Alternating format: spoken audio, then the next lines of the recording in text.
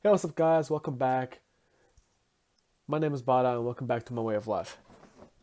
God, I gotta learn how to do that again. Well, here I am again, and let's just get onto the wheel straight after it. Let's see how it goes and spin. Do do do do do. Let's see what we get. This better be a good one. Oh, okay. Let's see what I get. Acting on your rage shouldn't be a thing. That's an interesting topic for me. Let me just remove this one. Boom. Alright, I'm here. You guys can see me. That's looking good as always. So acting on your rage shouldn't be a thing. This is a very interesting topic for me because I'm a very emotional person. I get heated very easily, I get excited very easily, and I get sad very easily. I'm a very up and down, all over the place type of person. So there's been times where I've acted on my emotions. So I'm gonna switch out the topics a little bit. So let's say acting on your emotions purely shouldn't be a thing. Well, obviously that in case, no, you shouldn't. Because you being able to make proper decisions and make objective decisions based on the actual facts and not on how you feel is a very good thing. Because then you don't make rash decisions, you don't make mistakes, you don't make dumb mistakes that can affect you or your other people around your life for a long period of time. But there's just something so exciting about following your feelings, you know? When you get excited, you're like, yes, and you just jump head start into it. Like, if there's some kind of like idea you want to start, you know, your plan you want to start, and you know, the brain just goes, yes, let's do it. It's gonna be great.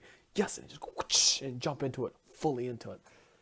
And those are amazing. And if it goes well, oh my god, that feeling is one of the best feelings in the world. When you follow your feelings and your feelings happens to be true, bang on feeling, unforgettable. But that happens not that often because when you this is the thing with emotions, it clouds your vision. Your vision becomes more near and closer, and you can barely just see like anything. You can only see what you want to see, and you block out all the other things that are around it, which is the facts, the evidence on if your decision is going to be a good idea. And so there are exceptions when like there sometimes there's just so your emotions are most likely your body reacting to your stimulus around you or like just things that are happening around you, and they're your immediate impulse control, your animal instinct kind of thing. It's just like your instinct to do it. It's like someone hit you, your brain goes, okay, hit or hit back. It makes that decision very quickly. And basically, I did that wrong. So you just go hit back or run, and it just makes that fight or flight. That's how it's called, and that's a very important instinct to have because if you didn't have that, you're gonna die very easily because your brain will see danger coming at you, and you start thinking about all the evidences. By that time, you're done. You're dead. You're on the floor. You're 6 feet deep. Rest in peace. That's how it goes. But there's times where you feel like you need to focus more. Like emotions are a very rough thing. It makes you feel good. It makes you feel sad. It makes you feel. It's just baseline. It makes you feel, and feelings are very complicated or simple depending on how you look at it. And you just gotta know how to navigate the space. And it takes a discipline. It all comes back to discipline. And the initial question was acting on your rage is not a good thing. Well, depends on how you look at it. It really depends on the result. And you basically knowing the ability to look past your emotions at that moment. So let's say you got angry because someone hit you and you want to hit them back. But when you think about it logically, hitting them back isn't really going to do anything. So if someone like taps you on your head and you're like, you bad word, and then they just walk away, and just, like, and this you're in public, you're with your family, you're chilling, like you can say some shit is, you can say some shit is bad, but almost messed that up, but like you can say something back to him, call him bad word, but it's, overall it's not gonna make a difference. Them hitting you makes no difference, and you don't want to like start that. But that's only logically. But your instincts, your feelings are now you're angry now because like, damn, he hit me, like I'm like like, how like your brain is like, oh my god, like you can't like not do something about it, right? Because it's disrespectful.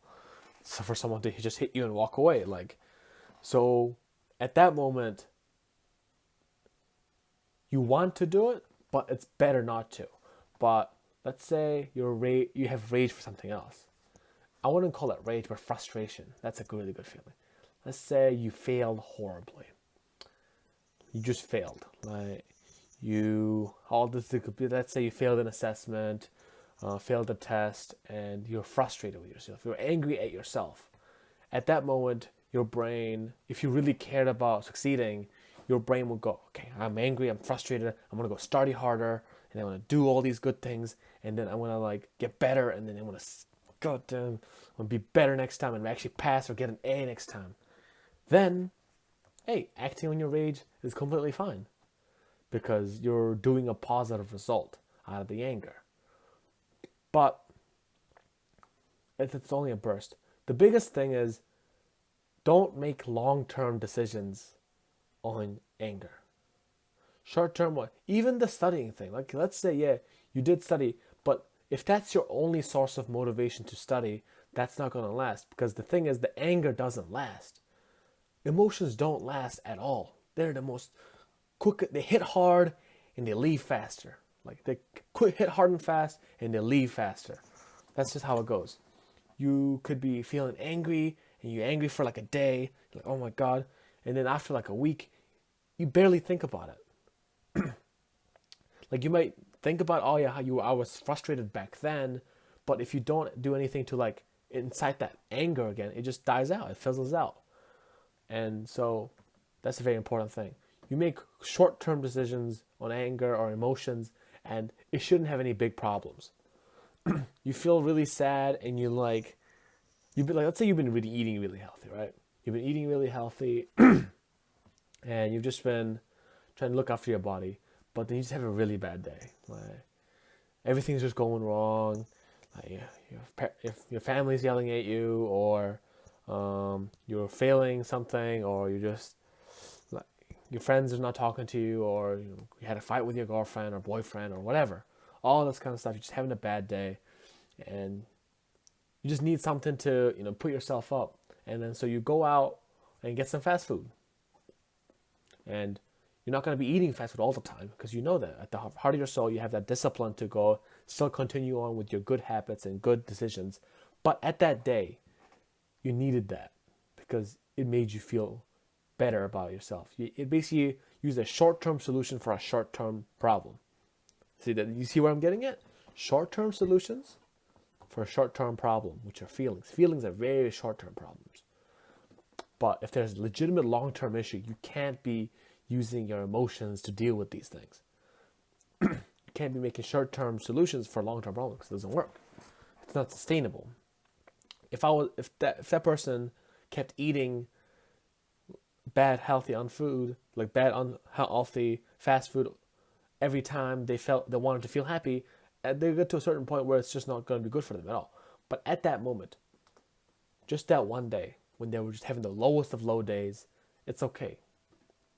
It's not going to affect their body, and they're going to have some good fun. They're going to have good tasting food, and they'll have a good time, and all that feelings are going to go away. And the next morning, they go back to eating healthy, exercising, and all that good stuff. Because that's the important thing. Having the ability to still go back to your old habits and maintain all those good things, even though through your feelings, is basically the potential to success. Everybody makes decisions. Again, it's a really good example. When you're like, you feel like motivated. That's a really good feeling to have sometimes. You get excited about this idea. You have it. Yes, I'm going to do this idea. You explode everywhere. But if you don't have the discipline or like the mental strength to follow through with it, then it's nothing. It's literally, everybody has new thoughts. And think about that. You may think you have this world-changing idea, this big idea, and it's just going to change the world, and it's going to be so successful. But you need to just get started and actually do it. It's the same with everybody. if you think that makes you special, that's not enough. Because I'm going to tell you right now, everybody in this world have those ideas.